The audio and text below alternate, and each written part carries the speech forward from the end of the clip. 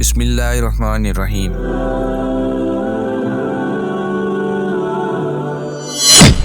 دوستو، ہمارا آج کا موضوع ہے یاجوج ماجوج اور اس کی قوم۔ یاجوج ماجوج کا ذکر الہامی کتابوں میں اس طرح موجود ہے کہ اس خونخوار مخلوق کو حضرت ذوالقرنین نے دیوار تعمیر کر کے انسانی دنیا کی دوسری جانب قید کر دیا تھا، لیکن قیامت سے پہلے یاجوج ماجوج اس دیوار میں شگاف کرنے میں کامیاب ہو جائیں گے اور جہاں سے گزریں گے انسانی بستیوں کو تاراج کر کے صفحہ ہستی سے مٹا دیں گے۔ دوڑتے ہوئے وہ ایک ایسی جھیل پر پہنچیں گے جس کا ذکر کتب میں موجود ہے۔ وہ اس کا سارا پانی پی جائیں گے اور اس کے پیچھے آنے والے یاجوج ماجوج گروہ کو اس میں ایک بھی پانی کا قطرہ نہیں ملے گا اور محسوس ہوگا جیسے یہاں کبھی کوئی جھیل نہیں تھی۔ اس جھیل کا نام ہے تبریا اور یہ بحیرہ تبریا کے پاس موجود ہے۔ جھیل تبریا دراصل اسرائیل کے شہر تبریا میں واقع ہے۔ یہ اسرائیل میں سب سے بڑی میٹھے پانی کی جھیل ہے جو 21 کلومیٹر لمبی، 13 کلومیٹر چوڑی اور 40 میٹر گہری ہے۔ آج اسرائیل جس جھیل کو اپنے لیے سب سے معتبر سمجھ رہا ہے وہی یاجوج ماجوج کی منزل مقصود ہوگی، جس کا ذکر قرآن مجید نے 1400 سال پہلے فرما دیا تھا۔ یاجوج ماجوج دراصل کون ہیں اور یہ کہاں رہتے ہیں؟ مولانا حافظ الرحمن نے اپنی کتاب قصص القرآن میں اس قوم کے بارے میں حکایات کو مجتمع کیا ہے، جبکہ قرآن مجید کی سورۃ کہف میں اس کا ذکر واضح موجود ہے۔ جیسا کہ قرآن مجید میں ارشاد ربی ہے، یہاں تک کہ جب وہ دو پہاڑوں کے درمیان پہنچے تو انہیں ان پہاڑوں سے پہلے کچھ لوگ ملے جن کے بارے میں ایسا لگتا تھا کہ وہ کوئی بات نہیں سمجھتے۔ مفسرین و محققین نے لکھا ہے کہ حضرت ذوالقرنین سفر کرتے وہاں جا پہنچے جو آرمینیا اور آذربائیجان کے نزدیک واقع ہے۔ وہاں دو پہاڑوں کے درمیان سے ایک قوم نکلتی تھی، کھیت کھلیان تباہ کرتی، ترکوں کو بے دردی سے قتل کر ڈالتی اور غلام بنا کر لے جاتی تھی۔ وہاں کے لوگوں نے حضرت ذوالقرنین سے درخواست کی کہ ہم آپ کو کچھ رقم جمع کر دیں تاکہ آپ ہمارے اور ان کے درمیان کوئی رکاوٹ بنا دیں۔ یہ یاجوج ماجوج تھے۔ قرآن مجید میں اس کا ذکر یوں آتا ہے، انہوں نے کہا، اے ذوالقرنین، یاجوج اور ماجوج اس زمین میں فساد پھیلانے والے لوگ ہیں، تو کیا ہم آپ کو کچھ مال کی پیشکش کر سکتے ہیں جس کے بدلے آپ ہمارے اور ان کے درمیان کوئی دیوار بنا دیں؟ اس پر حضرت ذوالقرنین نے جواب دیا، اللہ نے مجھے جو اقتدار عطا فرمایا ہے وہی میرے لیے بہتر ہے، لہٰذا تم لوگ ہاتھ پاؤں کی طاقت سے میری مدد کرو اور میں تمہارے اور ان کے درمیان ایک مضبوط دیوار بنا دوں گا۔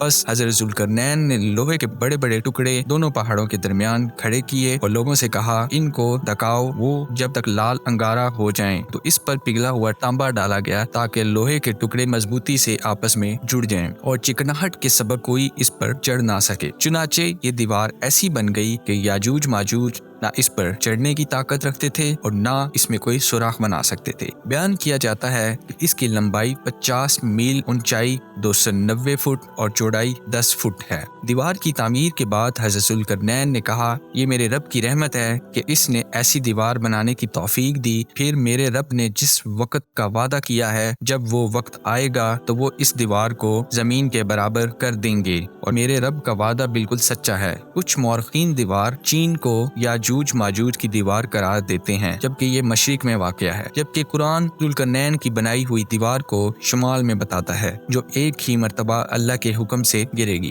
محققین کے مطابق قرآن مجید کی گواہی سے ثابت ہوتا ہے کہ حضرت ذوالقرنین نے جو دو پہاڑوں کے درمیان سفر کیا کہ وہ ماؤنٹینز کوسیشین ہیں جو دو سمندروں یعنی بحر اسود اور کیسپین سی تک یہ سلسلہ پھیلا ہوا ہے۔ اس پہاڑی سلسلے میں ایک جگہ بہت ہی بلند ترین پہاڑ ہیں جن کے درمیان وہ واحد راستہ ہے جہاں سے آیا جایا جا سکتا ہے، مگر یہ راستہ مکمل برف سے ڈھکا ہوا ہے۔ اس کے اندر لوہا اور دھات موجود ہے۔ تاریخ کے مطابق یاجوج ماجوج حضرت نوح کے ایک بیٹے یافس کی اولاد میں سے ہیں جو خانہ بدوش اور وحشی قبائل پر مشتمل تھی۔ ان کی تعداد میں تیزی سے اضافہ ہوا۔ حضرت ذوالقرنین کے زمانے تک مختلف قبائل قوموں اور آبادیوں میں پھیل چکے تھے۔ یہ ضروری نہیں کہ یاجوج ماجوج کی تمام قومیں ذوالقرنین کے پیچھے محسوس دور ہوں۔ البتہ قبائل قتل و غارت گیری کرنے والے وہ وحشی تھے جنہیں ذوالقرنین کے ذریعے روک دیے گئے۔ روایت میں آتا ہے کہ تب سے اب تک یاجوج ماجوج اس کوشش میں لگے ہوئے ہیں کہ کسی طرح دیوار کو گرا کر باقی دنیا سے جا ملیں۔ یہ روز دیوار کو توڑتے ہیں۔ جب تھوڑا سا حصہ رہ جاتا ہے اور سورج غروب ہونے لگتا ہے تو ان کا سردار واپسی کا حکم دیتا ہے کہ باقی کا کام کل کریں گے،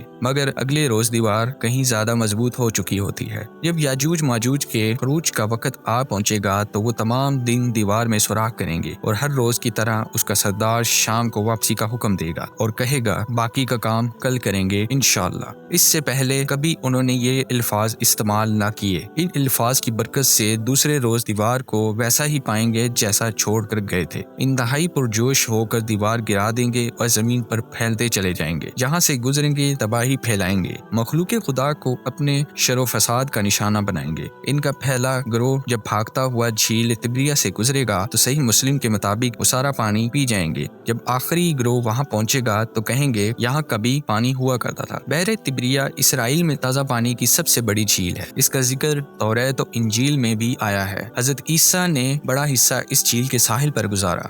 یہاں سے قتل و غارت کرتے ہوئے یاجوج ماجوج بیت المقدس تک پہنچیں گے اور اعلان کریں گے کہ زمین پر ہمارا قبضہ ہو چکا ہے، اب ہم آسمانوں پر بھی قبضہ کریں گے اور آسمان کی طرف تیر پھینکیں گے جو خون آلود واپس آئیں گے، کوئی ان کا مقابلہ نہ کر پائے گا۔ حضرت عیسیٰ اللہ کے حکم سے مسلمانوں کو لے کر کوہ طور پر پناہ لیں گے اور عام لوگ محفوظ مقامات پر بند ہو کر اپنی جانیں بچائیں گے۔ مولانا حافظ الرحمان نے اپنی کتاب قصص القرآن میں لکھا ہے کہ حضرت عیسیٰ اور تمام مسلمان مل کر اللہ سے دعا کریں گے، اللہ تعالیٰ ان کی گردنوں میں ایسا کیڑا پیدا کرے گا جو ان کی ہلاکت کا باعث بنے گا، پوری زمین ان کی لاشوں سے بھری ہوگی، پھر اللہ کے حکم سے بارش برسائی جائے گی جو زمین کو ان لاشوں سے پاک کر دے گی۔ یاجوج ماجوج کے نکلنے کا وقت ظہور مہدی پھر خروج دجال کے بعد ہوگا، جبکہ حضرت عیسیٰ نازل ہو کر دجال کو قتل کر چکے ہوں گے۔ ان کے نکلنے کی ایک علامت بحر تبریہ کا پانی کا تیزی سے کم ہونا بیان کیا جاتا ہے، جس کا حدیث مبارک میں ذکر موجود ہے۔